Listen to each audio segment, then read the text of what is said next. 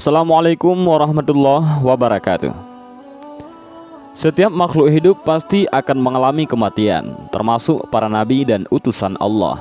Mereka hidup seperti umumnya manusia biasa, makan, minum, menikah, tidur, dan wafat. Bahkan umurnya pun seperti umur manusia rata-rata. Meski demikian, ada 4 nabi yang diberi umur panjang oleh Allah Subhanahu wa Ta'ala dan hidup hingga sekarang. 2 nabi hidup di langit dan 2 lainnya hidup di bumi. 2 nabi yang hidup di langit adalah Nabi Isa alaihissalam dan Nabi Idris alaihissalam. Sementara yang hidup di bumi adalah Nabi Khidir dan Nabi Ilyas. Disebutkan bahwa Nabi Khidir alaihissalam dipercaya menjaga lautan, sementara Nabi Ilyas dipercaya untuk menjaga daratan. Ini sebagaimana disebutkan dalam kitab Al-Isyabah dari Ibnu Syahin. Beliau berkata, ada 4 orang dari golongan para nabi yang masih hidup. 2 hidup di langit, yaitu Nabi Isa dan Nabi Idris, dan 2 hidup di bumi, yaitu Nabi Khidir dan Nabi Ilyas. Adapun Nabi Khidir hidup di lautan, sementara temannya hidup di daratan. Hal ini juga disebutkan dalam kitab Al-Bidayah wan Nihayah. Imam Makhul berkata dari Ka'ab, 4 dari golongan para nabi masih hidup, 2 di bumi yaitu Ilyas dan Khidir, dan 2 di langit yaitu Nabi Idris dan Isa. Keempat nabi di atas ataupun keempat nabi ini akan tetap hidup atas izin Allah Subhanahu wa Ta'ala sampai waktu yang telah ditentukan oleh Allah. Hanya Allah yang berhak menghidupkan hambanya dan beliau pula yang berhak mewafatkannya. Dan di video ini kita akan menceritakan 4 ulama Nusantara yang pernah bertemu dengan Nabi Khidir alaihissalam. Yang pertama adalah Kiai Haji Maimun Zubair ataupun Mbah Mun. Mbah Mun dulu ketika nyantri di pesantren Lirboyo pernah ditemui Nabi Khidir alaihissalam. Sekitar jam 11 siang, seperti ada suara yang memanggil nama beliau. Ternyata suara itu berasal dari kuburan dekat pondok. Ternyata di kuburan itu ada Nabi Allah Khidir. Pakaiannya seperti petani, pakai caping. Inti yang disampaikan Nabi Khidir alaihissalam, kamu cinta sama saya juga cinta sama kamu. Dijamin Gusti Allah nantinya. Setelah dahulu begitu, Nabi Khidir alaihissalam mendoakan Mbah Mun lama sekali. Setelah lama berdoa dan diamini oleh Mbah Mun muda, Nabi Khidir alaihissalam kemudian menghilang. Dan Mbah Mun juga akhirnya balik ke pondok lagi. Fakta ini ternyata diketahui Kiai Mahrus Ali. Setelah pertemuan itu, Mbah Mun muda langsung terlihat sosok santri muda yang sangat alim. Mbah Mun muda juga akhirnya mengaku kepada Kiai Mahrus perihal yang baru saja dialami. Setelah peristiwa itu, Mbah Mun muda akhirnya sowan kepada Mbah Kiai Hamid Pasuruan.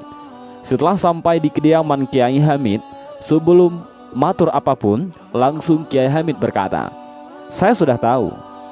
Ini tadi baru saja dikasih kabar Nabi Khidir.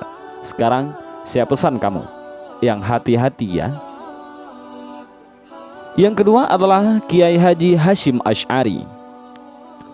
Dulu ketika itu hujan turun dengan begitu deras di Kabupaten Bangkalan saat itu, khususnya di Demangan, Pondok Pesantren As-Surhan Syekhuna Khalil Bangkalan.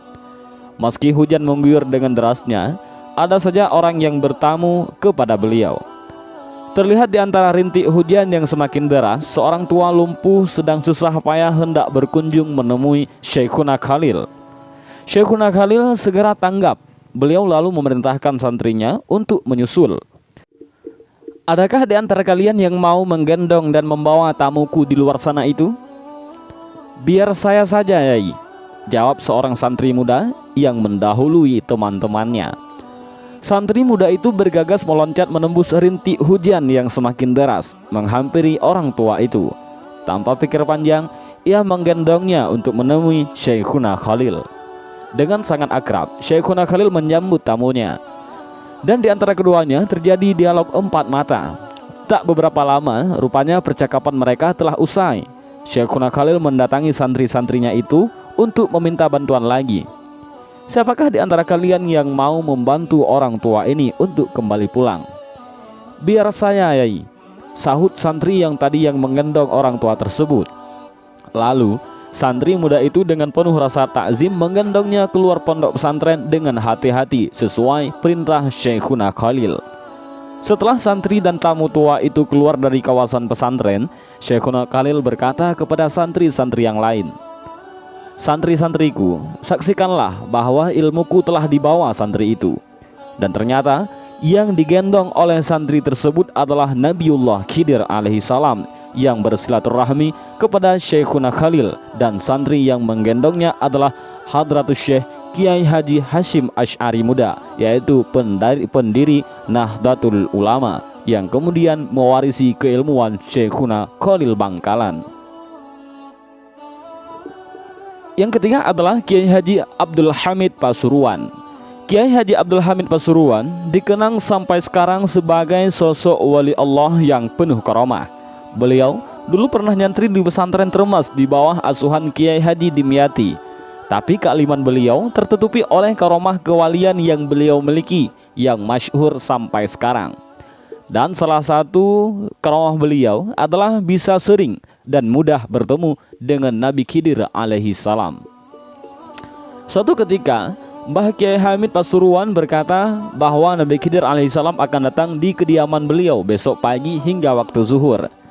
Maka tersebar luaslah kabar tersebut. Keesokan harinya, orang-orang pada datang ke situ ingin bertemu Nabi Khidir. Bahkan ada beberapa habaib dan kiai dengan berpakaian jubah lengkap dengan surbannya juga hadir di situ ingin bertemu dengan Nabi Khidir alaihissalam. Ketika orang-orang telah banyak berkumpul di situ, bahkan ada yang mulai dari subuh, maka datanglah seorang pemuda dengan berpakaian nyentrik. Orang-orang yang hadir di situ tidak memperdulikan pemuda tersebut karena semua tamu yang hadir berpakaian ala Islami. Ketika bertemu Mbah Kiai Hamid, pemuda itu langsung bersalaman dengan Mbah Kiai Hamid dan ingin mencium tangannya. Namun Kiai Hamid menolak untuk dicium tangannya, dan justru Mbah Kiai Hamid ingin mencium tangan pemuda itu, tapi ditolak juga oleh pemuda itu. Kejadian itu terjadi di depan seluruh yang hadir waktu itu. Kemudian pemuda itu berganti pakaian dengan pakaian yang sudah kotor yang dibawanya. Selanjutnya membersihkan selokan di sekitar kediaman Mbah Kiai Hamid sampai waktu zuhur, kemudian pergi. Seusai salat zuhur, salah seorang yang hadir di situ memberanikan diri bertanya kepada Mbah Kiai Hamid, kapan Nabi Khidir alaihissalam akan datang? Dan Mbah Kiai Hamid menjawab bahwa orang yang membersihkan selokan tadi adalah Nabi Khidir alaihissalam.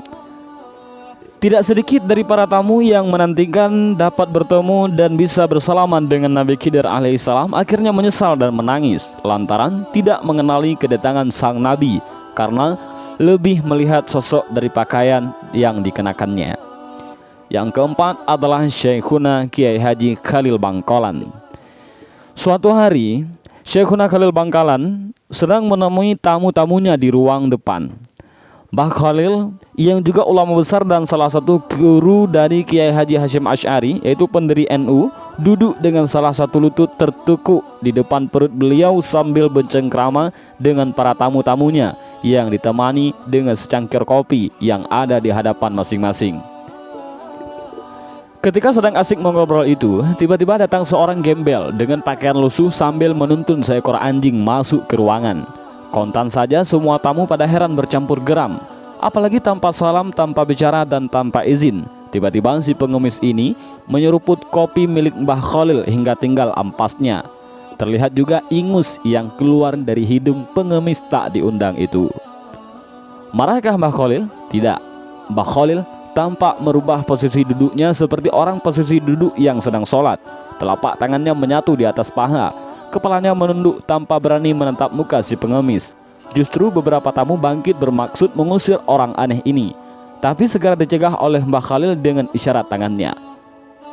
Beberapa saat suasana hening, Mbah Khalil tetap menunduk. Tamu yang ada di ruangan itu tak satupun yang berani bersuara sampai kemudian si pengemis berlalu tanpa sepatah kata pun. Setelah gelandangan itu pergi, Mbah Khalil membuka suara. Siapa yang mau meminum kopi bekas tamuku tadi? Tentu saja tak seorang pun yang mau, karena kopi itu bekas diminum oleh seorang pengemis dengan ingus menempel di bawah hidung. Baiklah, kalau begitu biar saya yang menghabiskan, kata Mbah Khalil sambil meminum sisa kopi di cangkir. Semua tamu semakin terheran-heran.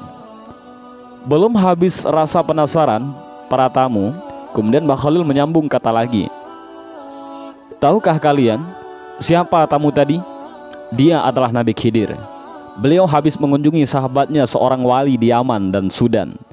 Kemudian melanjutkan perjalanan ke sini untuk menemui sahabat-sahabatnya, para waliullah di tanah Jawa."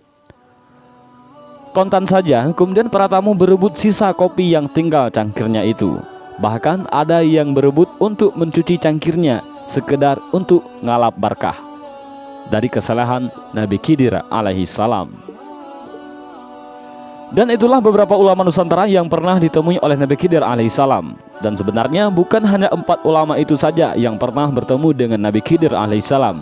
Ada masih banyak ulama-ulama ataupun kiai-kiai lain dari Nusantara yang pernah bertemu dengan Nabi Khidir alaihi salam.